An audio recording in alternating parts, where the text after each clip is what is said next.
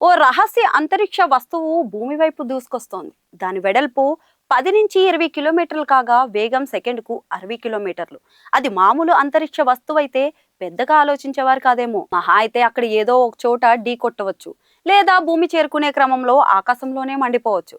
కానీ అది గ్రహాంతర జీవుల వ్యోమనౌక కావచ్చని ఒక తాజా అధ్యయనం అయితే పేర్కొంటోంది. భూమి మీద దాడి చేసే ప్రమాదం ఉందని కూడా హెచ్చరిస్తోంది. అది కూడా వచ్చే నవంబర్లోనే. గ్రహాంతర జీవుల వ్యోమనౌక కావచ్చని భావిస్తున్న అంతరిక్ష వస్తువు పేరు 3A అట్లాస్. ఇంతకు ముందు దీన్ని A11PL3Z గా అయితే పిలుచుకునేవారు. ఇది గ్రహాంతర జీవుల సాంకేతిక పరిజ్ఞానం అయ్యుండొచ్చని, మన భూమి మీద హఠాత్తుగా దాడి చెయ్యొచ్చని హార్వర్డ్ విశ్వవిద్యాలయ పరిశోధకులు అయితే చెప్తున్నారు. ఈ హెచ్చరిక చేసిన వారిలో ప్రముఖ ఖగోళ భౌతిక శాస్త్రవేత్త ఏవి లోయబ్ కూడా ఉండడం ఆలోచింపజేస్తోంది. గ్రహాంతర జీవుల ఉనికిని కనుక్కోవటానికి ఆయన చాలా కాలంగా కృషి చేస్తున్నారు.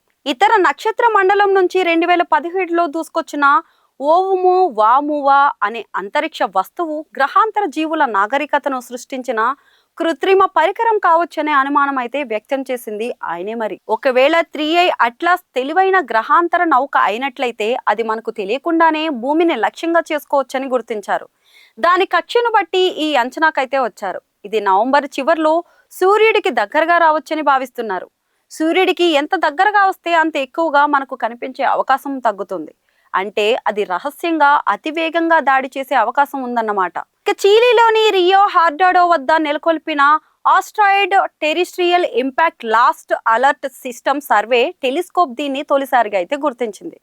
ఇప్పటికే 3I అట్లాస్ దాడి చేయవచ్చు అనేది ఊహ సిద్ధాంతమే. ఖచ్చితంగా దాడి చేస్తుందనేది చెప్పలేమని అధ్యయనం చెబుతోంది. అయినప్పటికీ ఇది గమనించదగ్గ నివేదిక, విశ్లేషణ అనే పరిశోధకులు అయితే భావిస్తున్నారు. ఒకవేళ నిజంగానే దాడి చేస్తే పరిణామాలు చాలా తీవ్రంగా ఉండడం ఖాయమని హెచ్చరిస్తున్నారు. రక్షణ చర్యలు తీసుకోవాల్సిన అవసరం ఉంటుందని సూచిస్తున్నారు. అయితే మన రక్షణ చర్యలు ఫలితం చూపకపోవచ్చని కూడా అంచనా వేస్తుండడం గమనార్హం. ఇక్కడ నేల వనరుల కోసం కొట్లాడుతున్న మానవ జాతికి 3I అట్లాస్ మేల్కొల్పు కాగలదని ఏవి లోయబ్ అంటున్నారు. దీంతో ముంచుకొస్తున్న ఉమ్మడి ముప్పును ఎదుర్కోవటానికి ప్రపంచ నేతలు ఏకం కావాలని పిలుపునిచ్చారు. గ్రహాంతర జీవులు తమ సాధనలతో భూమిని, ఇతర గ్రహాలను చేరినట్టయితే మన ప్రాధాన్యాలు సమూలంగా మారిపోతాయన్నది ఆయన భావన. మానవులు ప్రాంతీయ సంక్షోభాలను పక్కన పెట్టి భూమికి ఆవలి నుంచి రానున్న ముప్పులను అన్వేషించక తప్పదని చెప్తున్నారు.